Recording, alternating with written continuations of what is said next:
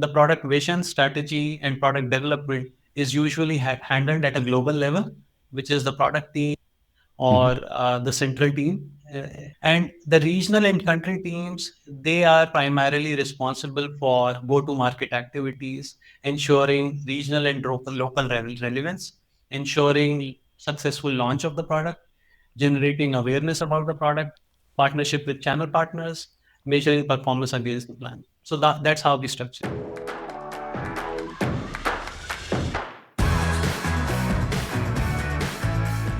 My name is Patrick Hübscher, and this is Circularity FM, the podcast about understanding, building, and managing circular business models.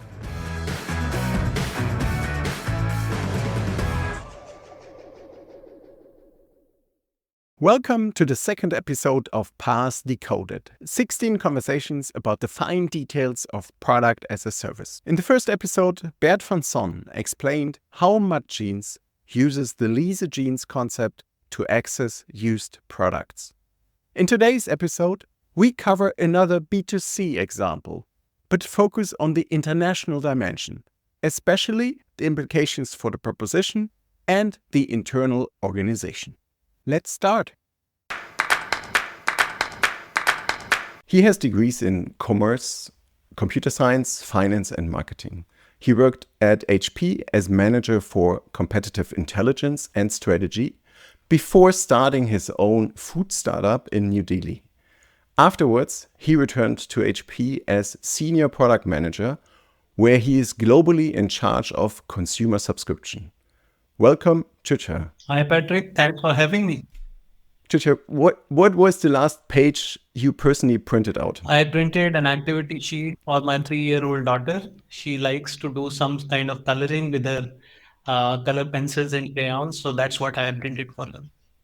I know that with my kids also. Let's stick to the printing and switch to the commercial side. You are responsible for HP Instant Ink. In what way is that a product as a service? Right. So my role in consumer subscription and services group is I handle the Instant Ink globally, Instant Ink product. And Instant Ink is a consumable as a service product that promises savings and convenience to HP printer users. So how it works is customers can choose a monthly page plan and they can print as per their print requirement. Customers never run out of ink because ink is always delivered before they run out of ink. As a part of the subscription, customers also get free delivery of cartridges and free recycling of cartridges. And that's not the end of the value. The value that comes along with the instant ink subscription is anybody who subscribes, they save up to 50% on the cost of printing. The consumables as a service is very different from buying consumables transactionally.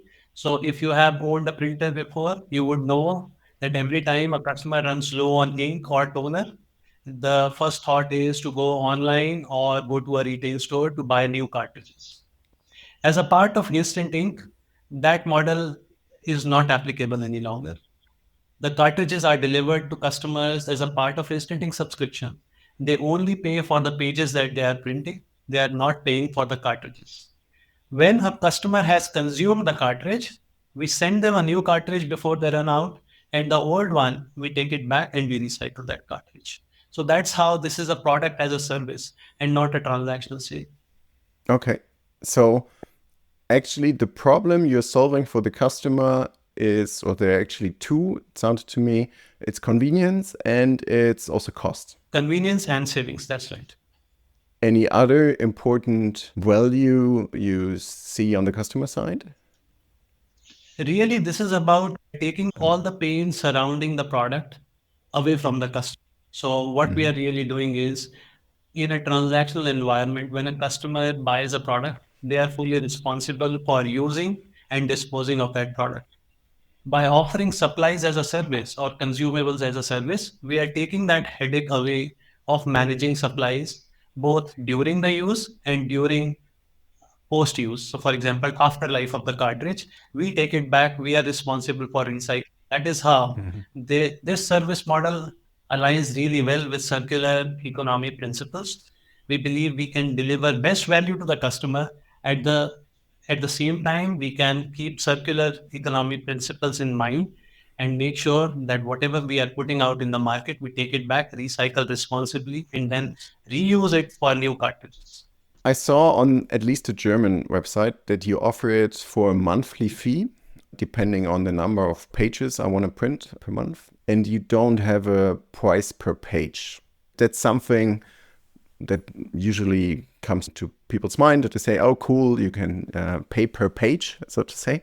Why do you offer this monthly fee and not a price per page? That's a very good question, Patrick. And I get asked this question a lot, not just from my colleagues at HP, but also my family members and people who know that I'm working in Instant.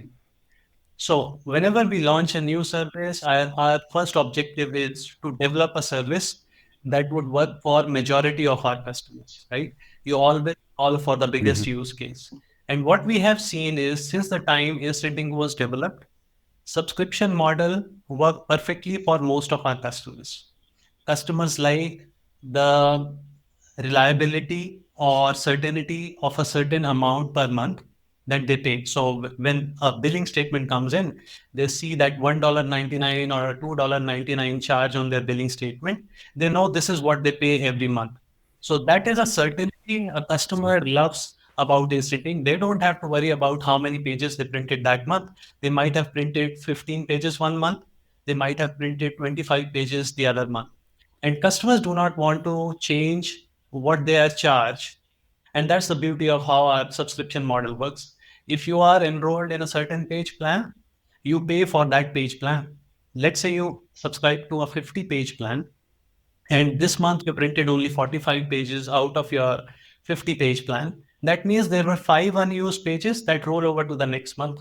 Now, the next month, if you again print 50 or 55 page in that month, your charge doesn't change because you have 5 pages from the previous month and you have 50 pages in this month. So that way, a customer sees a certain amount that is billed to them every month. Our customers love that kind of certainty. Now, having said that, like all businesses, when you launch a new product in the market, you learn from the usage behavior. You start solving for the next bigger group and then the next bigger group. And we have seen that there may be an opportunity to offer different kind of a pricing model. So this is a question for our organization to consider. Do we want to offer something that doesn't require a monthly commitment? Can we offer something that doesn't charge customer every month? Maybe charges them once a quarter, maybe charges them once in 6 months. But customers still have access to the service without having to commit to a certain amount every month. So that's an opportunity. And like all the businesses, we will solve for such use cases in the future as well. Okay. And to put that in context, are we talking B2C only, or are there also B2B customers? Knowing that, let's say, leasing printers in general is something that has been around already for, I think, decades by Right. now. So this question would have different layers. So first thing to think about is when you say B2B versus B2C, what is the B2B component that you think about in your mind? How we think about our addressable markets is there are customers who print in home environment. There are customers who print in business environment.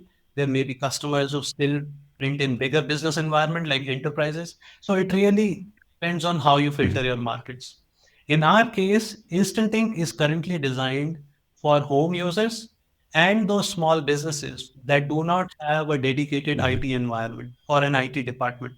Customers who manage their printer and supplies on their own. These could be small businesses, these could be home users, these could be professionals working from home. So that's how Instant Ink is structured. We go after this part of the market and not B2B or B2 or business to enterprise side of the market because that is already catered to by managed print services offerings that HP also has. Clear, got that. So let's stick to the printers. Do I get it right that the customers own the printer and you provide the cartridge or the ink? Right. When we first conceived the idea of Instant Ink, that was the model that we followed. Meaning, if you own an HP printer already, you can subscribe for consumables as a service.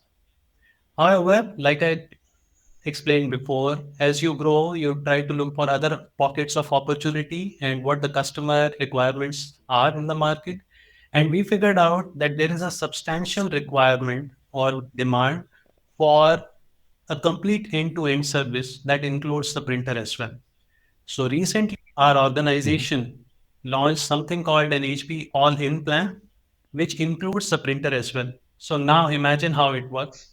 With Instant Ink, you have to own a printer and then you subscribe to a consumable service, which is Instant Ink. With HP All-In plan, let's say you are out in the market to buy a new printer. Now you can choose a printer and a page plan, which will be charged in the form of one monthly subscription fee, and you get a printer Mhm. of your choice. You get your supplies taken care of by HP Instant Ink, and as a result, you get a complete end-to-end service. You could also opt for paper as a service. So that gives you a complete package. Now you have a hardware that is covered by warranty for the lifetime of the printer. You have a consumable as a service. And if you are interested, you can also opt for paper as a service. Okay, cool. So the only constraint is then the fantasy of the kids when it comes to the pages to print out. Absolutely. When you mentioned that I don't have to worry about reordering the cartridges. How important is the connectivity of the printers for that? So, Patrick, as you would know from your previous background, products that are connected to internet, it's easier for the service providers to monitor the usage and give you the best level of service. In of printers, Mhm. printer as a service or consumables as a service or print as a service, connectivity is the core aspect that makes this business model possible. Let me explain why. When we offer consumables as a service to a customer or print as a service to a customer under the all-in plan, it is imperative that HP monitors the usage of that product. Let's say you are subscribed to consumables as a service, which is Instant Ink. And if you are about to run low on ink, I can already know that Patrick requires another set of cartridge. Maybe he would have sudden print requirement coming up in next 6, 7 days, 10 days. He shouldn't be stranded out of ink. This is how we figure out that a Patrick or let's say a Sam or a John in certain state at a certain address requires ink at a particular time. And that is how our system is designed, that cartridges will always arrive before you run out of ink. And that's the magic of the service. Connectivity is very, very important. So that's one aspect of delivering the value prop that we promise to the customer, convenience and savings. But the other important aspect of connectivity is we have to make sure that the customers are being communicated about the status of their service in a timely manner. We have to inform the Mhm. customers how many pages they printed in a particular month. And all of this is only possible if our printers are connected to the internet, they are communicating their usage data back to us so that we can tell the customers what to expect, what is the charge coming up on their next statement. I remember this, let's say, functionality also with home appliances. And that's a different story because fortunately, printer is almost always connected to a PC, which is not the case for a washing machine. But was this functionality already baked in the printers when you started the proposition? Or did you have to place a change request to enable that feature to actually then run the business? Right. So there are different requirements based on what you want to enable for a customer. In case of Instant Ink, the ability to monitor usage of the printer or how many pages are printed, what features are used, is what we call telemetry data. And like most IoT devices, Inter is also an internet connected device that communicates through the cloud to our servers and reports data on telemetry. Now, that functionality already existed. To be able to successfully offer an imprinting model, one of the other aspects you have to figure out is how do you make sure that the business model that you are offering to the customer is abuse proof, is foolproof, right? Because you don't want to be in a situation where you place an expensive refrigerator and then you are not able to know what the customer did with that refrigerator. Let's say the customer defaulted on their payment. How do you make sure that still retain the control of a device. That same kind of That never happens. That never happens. Joking. so Yeah, you're yeah, absolutely so right. in Yeah. instanting as well, and this doesn't just apply to instanting. For most of the internet or IoT based services, this functionality is important for the service provider to have so that they can make sure that devices that are placed with the customers can be controlled through remote monitoring and remote control. And I mean, it's a bit unprepared, but if we're close to that topic, do you have functionality or do you have means to block the printer if invoices are not paid, especially in the constellation when the printer is owned by the customer? Yeah. Right. So this is a tricky one. So how I would answer this is what applies in case of most IoT related devices also perhaps applies to instant date. Think of it this way. Let's say you own a Tesla car and you have bought it with car as a service kind of a model where you are making monthly payments and this car is continuously Mhm. connected to the internet. Now, as a customer, in most cases, you would be honoring your monthly commitment for the car that you have to make, the monthly payment that you have to make for the car that you are using. Now, as a service provider, if this service is offered by Tesla or a third party, they need to make sure that all their customers are paying on time. And when they pay on time, they can continue to have access to that Tesla car for an extended period of time. But what happens in case of bad actors? Let's say there is some customer who buys a Tesla car and defaults on their payment intentionally, perhaps. In most cases, not. But let's say in some cases, few cases, there are customers who are bad actors and they want to abuse the system. In such a case, a company like Tesla or a third party service provider would want to make sure that the device cannot be used if the customer did not make the payment on time. And similar is the case in instanting. If a customer decides to cancel the service, instanting service, under which they received consumables, or if they defaulted on the payment, we give them grace period, right? It is possible credit card Mhm. expired. It is possible that a customer changed their credit card, whatever. In such Yeah. cases, we remind customers about the pending charge on their account and we give them sufficient time to be able to make the payment. Only if a customer is not able to make the payment or if they have terminated the account, they lose access to those cartridges that work only with the subscription. We do not disable the printer. A customer who owns the printer can continue to use their printer with traditional supplies or what we call retail bought supplies. So if you are an instant ink customer today and tomorrow you decide not to have instant ink, that's completely fine. You can simply go to Walmart, Amazon, your favorite retailer. You can buy cartridges, insert it in your printer, and your printer will work as normal. Okay. So you're actually able to identify the cartridges also and to make that decision. Mhm. Um, okay, clear. That sounds pretty nice. One last question about the cartridges. You mentioned you recycle them, or what happens to the cartridges once they come back to you? Right. So one interesting thing with the instant model is every time we send customers a new set of cartridges, we send that in a cardboard box, right? As a part of that cardboard box, we include a recycling envelope. So these new Mhm. cartridges show up on a customer's door. They can simply use the new cartridges, put it in their printer. The cartridges that they have exhausted, they can put it back in the recycling envelope. Either they can combine multiple set of cartridges in the same envelope, or they can simply send, let's say, whatever number of cartridges they have available today, they can send it back to our recycling center. It is a part of what we call HP Planet Partners program. And once we get those cartridges back, we recycle them and we reuse the plastic in making the new cartridges. So, one last question about the cartridges. Based on the conversations we had, I'm pretty sure you already thought about not only recycling the material, but refilling the cartridges. Is there anything you can say about that? Are there any plans to do Mhm. that? Right. So, like I explained before, used cartridges that are returned to us, as a part of this service, we prioritize recycling and reusing components as much as possible, aligning with the circular principles.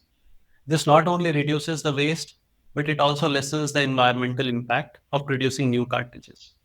Now, having said that, definitely there could be an opportunity where instead of simply recycling all the cartridges we get back, we could find or create a system where we can find whether there are any cartridges that are returned to us which are in good enough condition to be refilled and then again deployed with the next customer.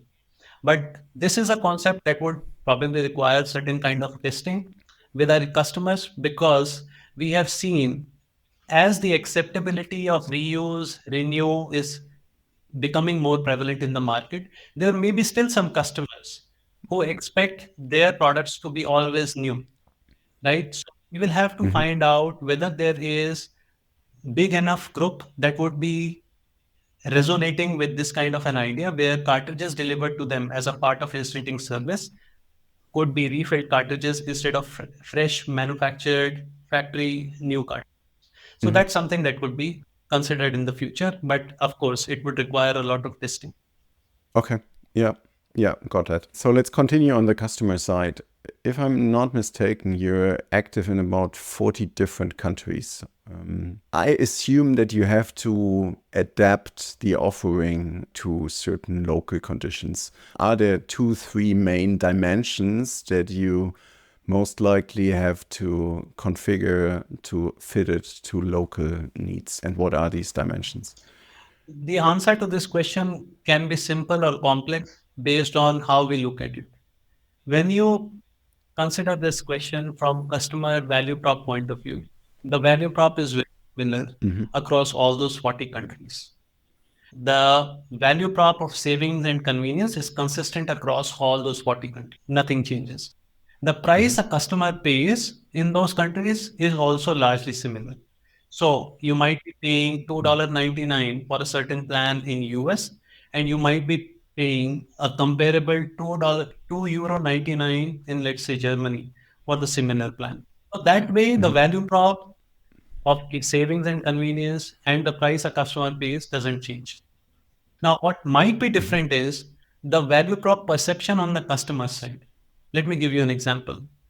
There could be some customers who are not price sensitive in a certain market, and as a result, you would Yeah. see a very high level of adoption in that country. Whereas in another country, there could be customers who do not like subscription per se. So as a result, the Yeah. adoption level in that country might be lower. There could be still another country where at the same price, you're seeing even higher level of adoption because this is a country where subscription services are very pervasive.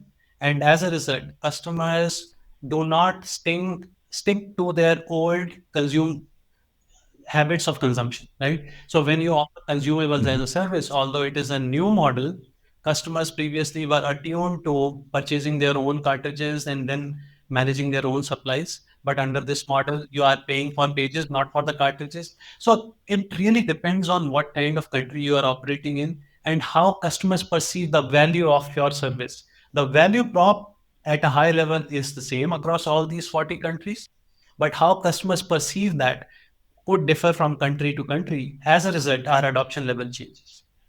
Yeah. Okay, so that's also pretty interesting that it seems to come down to the, let's say, openness towards subscriptions in general. Yeah, that's what I'm That, hearing that it mostly. could also be, if I give you an example of a developed market country versus a growth market country. Let's say you are offering Yeah. instanting in US at a certain price. Again, let's take example of $2.99 plan. Would a customer in Malaysia or in a country like India or China be eager to pay same $2.99 equivalent in their currency for the same page plan? Maybe, maybe not. And this is Hmm. where market dynamics from one market to another could be very different. Reason being, the Hmm. customer behavior is different. Reason being, the alternatives that these customers have access to might be very different. So, while in a country like US, which is geographically very dispersed country, there may not be too many print and copy shops in the neighborhood. So, customers may want the convenience of owning a printer, keeping it in their home for their personal use, and the convenience of consumer as a service is still there. But if we go to a growth market like a China or a Malaysia, where the population density is very high, there could be some neighborhood copy Mhm. shops. As a result, not all the customers would find convenient to own a printer and operate a printer on their own. Maybe they print only once in a year, two times in a year. Such a customer Mhm. has access to neighborhood print copy shops. So that's how customer behavior, market dynamics can differ from one market to another. Alternatives might be different. Economic factors might be different. Price sensitivity might be different, which impacts the adoption of the service in different markets. Okay. Yeah, that makes sense. That sounds exciting, especially in your case. You're looking at it from a global perspective. Let's stick to that international dimension and have a look at the internal organization. How are you organized at Instant Ink? What are the things you do centrally or globally? And what are regional or local responsibilities? Yeah. At a scale that we are operating in, and because we are a part of a business that has operated for a long period of time, HP as a company has presence in almost all the countries across the world. Instant Ink is a business model that is more recent within the company. So we have the benefit of using the established internal organizational structure. So grateful for that. And how it is set up is the product vision, strategy, and product development is usually handled at a global level, which is the product team Mhm. or the central team, as you perhaps wanted to say. And the regional and country teams, they are primarily responsible for go-to-market activities, ensuring regional and local relevance, ensuring successful launch of the product, generating awareness about the product, partnership with channel partners, measuring performance against the plan. So that's how we structure. Was it easy for you to fit the local structure, or are there countries where you have to see where does this responsibility fit in? Right. That's a tricky one, but I think how we operate is very similar to how we have operated as a hardware team for a long period of time. Okay. So let's talk about PC or printers that we sell, that we have selling Yeah. on a transactional basis. The responsibilities for product vision and strategy and product development always sits in the GBU, and Hmm. GTM teams are at the regional and local level. They may still roll up to the global sales organization or global GTM organization, but the Hmm. participants or the team that operate at the regional level, all the team members are also situated in that region or in the country. In case Okay. of instant ink, yes, we have been very flexible in terms of using the existing muscle. So whenever we have to launch in a new country, we will work with the existing hardware teams, but we will also have our own GTM teams working with the hardware GTM teams so that we go together as a partner and show up as one team, as one company in front of the customer. And responsibility for the revenues is with the local or regional teams. Of course, you probably have targets about that one, but the revenue is shown in the countries. For most part, that would be true. But as more and more Yeah. companies are evolving their business models and getting into product as a service space, we have also seen some trends. I'm not talking about HP here, I'm making a general comment that Yeah. product teams are also now beginning to take ownership of the revenue or profitability targets. That could come in the form of adding new features, adding new lines of services, or entering into adjacent markets to help grow the business. So I'm seeing more and more companies moving to a model where the product team or the global team, as well as the GTM teams, now act as a partner, especially in cases where Yeah. it is a product led kind of a model. P has a history of, I mean, it's an international company already for quite some time. Can you share the secret to a good collaboration with the regional teams? What I would say is I'm still learning what the magic or secret to good collaboration is. And like any person who is learning about new business models, I think I'm one of them. So What I have learned, I can speak to that. I think the effective collaboration happens when you have clear communication with your GTM and sales organization. Because as a Mhm. product team, we like to believe that we know everything about the customer based on the user research we have done, based on the customer feedback that we read, let's say in online communities or customer reviews that we see in the online communities. But really, there is some magic that happens at point of sale. Meaning, the Yeah. customer takes out his wallet or a credit card to make the final payment. That is a make or break moment for the customer. That is a moment of truth for the customer. And really, that is where the GTM and the sales teams are closest to the customer and they can provide us the rich feedback. So it is very important. I believe the Mhm. secret to good collaboration is not to just think that product is be all and end all, and product alone defines the success or failure of a service. We have to continue to hear the feedback that our sales team and the marketing team, go to market team is collecting from the market with first hand experience of speaking with the customers and keep incorporating that feedback in future iterations of the product. I would say that would be the secret to a good collaboration. It sounds a bit like a role model, especially your learning attitude. That's the prerequisite if you want to be successful, or at least if you want to be successful in the process of finding out if it works. Yeah, because sometimes the result can also be that this specific idea might not have a sufficiently big market. Nice.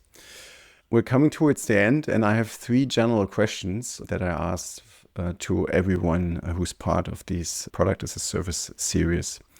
The first one is, what do you think? What's the main thing a brand or manufacturer has to ensure before you start a product as a service? I would say it is about figuring out as you launch something new, you figure out what are the things that you're still missing.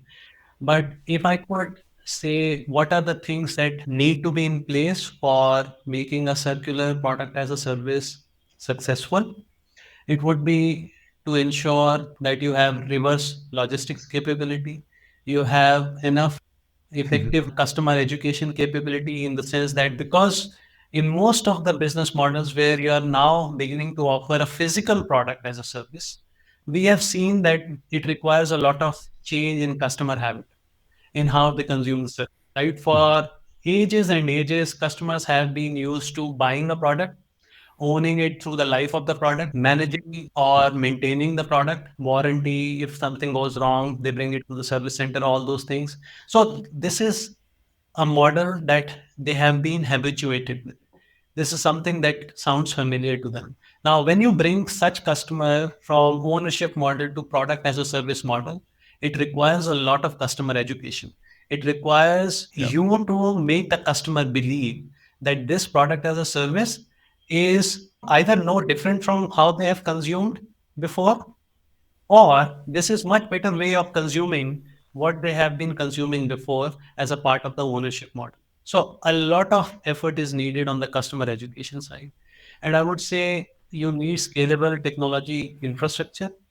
These elements, I would say, would be Mhm. crucial for successful transition to a circular model. Of course, once you get into the flow of offering a circular model or let's say product as a service, you would then have to figure out how can you make devices that are more durable, that last longer. How can you manufacture devices that use more sustainable material? So those are the things that a company entering this kind of a model can continue to iterate on, improve, learn, launch new stuff. But Mhm. I would say Mhm. the main structure that you need in place is reverse logistics, a lot of effort in customer education and scalable technology infrastructure. The second question is about the future. What are the significant trends in circular product as a service for the next 5 years? I believe you are the expert to answer that question, but thanks for asking as well. I almost want to say that the trend is around using IoT, but that's already happened. So maybe it's not something new. But there are other aspects that would come into play. So, for example, we all talk about this cliche term these days, AI. I think AI would become pervasive in this part of the business as well. Mainly in terms of figuring out what is customer trying to do, what are the outcomes they are trying to achieve, and how You as a company, make sure that you show up right when they need. So example of Mhm. that could be today we monitor a customer's usage of their ink cartridges, but tomorrow can we apply artificial intelligence and machine learning to figure out when would a customer be looking for a specific kind of a notification. When does a customer who is using a certain kind of a printer, is that printer likely to malfunction in near future? Can we send a customer notifications in advance that their printer is coming to the end of life and maybe they want to upgrade at this time? So some kind of AI integration would start happening and you would see improvements throughout the customer journey from the purchase, usage, and end of life. I also see there would be Mhm. new design or product designs that would come to market, which will allow for multiple life Mhm. cycles. Today, if you talk about a car or a printer or a PC, we talk in terms of number of years that device would last. Let's take example of refrigerators. Maybe a refrigerator typically lasts 10 years, 50 years. Of course, there would be outliers where refrigerators last for 20 years, but the product design would change. We will see the products having Ja. multiple life cycles. So even when the product reaches its end of life, it will not really go to a scrapyard. Perhaps you can use some of the parts for the next product that you want to sell to the customer or place under product as a service. We would also be seeing, much more reliance on new materials, sustainable materials, and this is perhaps the most important one. I see a lot of my colleagues, they typically think of product as a service only applicable to those products that are internet connected, that are Mhm. technology oriented, that Mhm. are digital oriented, or that are internet connected, right? But I think that is going to change. And right before we were speaking before this podcast, you mentioned something about jeans being offered under these Ja. leasing program. So that's a great example of how this product as a service model will be even more pervasive. It will go beyond connected devices. It would also apply to devices that or pieces of physical products that are usually not associated with product as a service model. I like many aspects of the future you're painting there. And my last question is about people. Yeah. So circularity is about sharing knowledge and connecting people. Maybe you have some milestones you want to reach or opportunities you want to unlock. So if someone is listening right now, who should contact you? There are many opportunities, Patrick, and this is an important question to wrap up with, perhaps. As business models grow and companies start reaching a, a place where they have, let's say, occupied most of the market and the future growth slows down, most companies, and I count Instant Ink or HP within those companies, they look for new pockets of growth, right? We have expanded Mhm. to 40 countries. What would it take for us to expand to, let's say, next 20 countries or like next five or next Mhm. one country? So we would be interested in hearing from companies that are operating in print or print adjacent space that could act as a great partners for us. So imagine if today instant ink model is only consumables as a service or print as a service where you get printer as well as instant ink bundled into one, could we develop new services that bundle some other print adjacent services? Could it be some kind of partnerships with the companies who are operating in print adjacent space? For example, there are a lot of companies that are offering customizable, printable accessories or printed accessories. Are Mhm. there companies operating Mhm. in that space that we could partner with, or whether they could partner with us to bundle new kind of services, either as Mhm. cross promotion of services. So somebody buying instant ink could be made aware about these print adjacent services, or these two services could be offered as a bundle to deliver more value to our customers or to these partners' customers. So we would be interested in knowing who are the companies who would be interested in such collaboration opportunities, and we would really be interested in hearing from. So that was a wide open invitation. Thanks a lot. So I personally learned a lot, and it's really amazing to talk to someone who oversees such a large operation. Thanks a lot for sharing your experience, and good luck with finding the new pockets. Thank you, Patrick. And as we wrap up, I want to say that I am representing the East Inting Group. I am one part, a small part of the organization, but once 1% part of this big organization.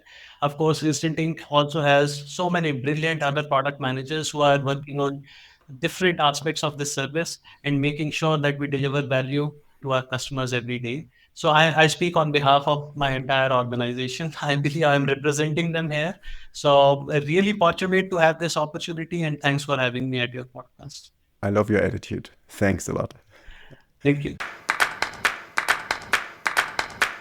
This was the second episode of PaaS Decoded. 16 conversations about the fine details of product as a service. If you liked it, share this episode with colleagues or on social media. If you missed a question or topic, please send me an email so I can improve the conversations for you. If you learned something from this episode, please provide a review via Spotify or Apple Podcasts. That helps others to discover the podcast. And don't forget, the most abundant renewable resource is your imagination.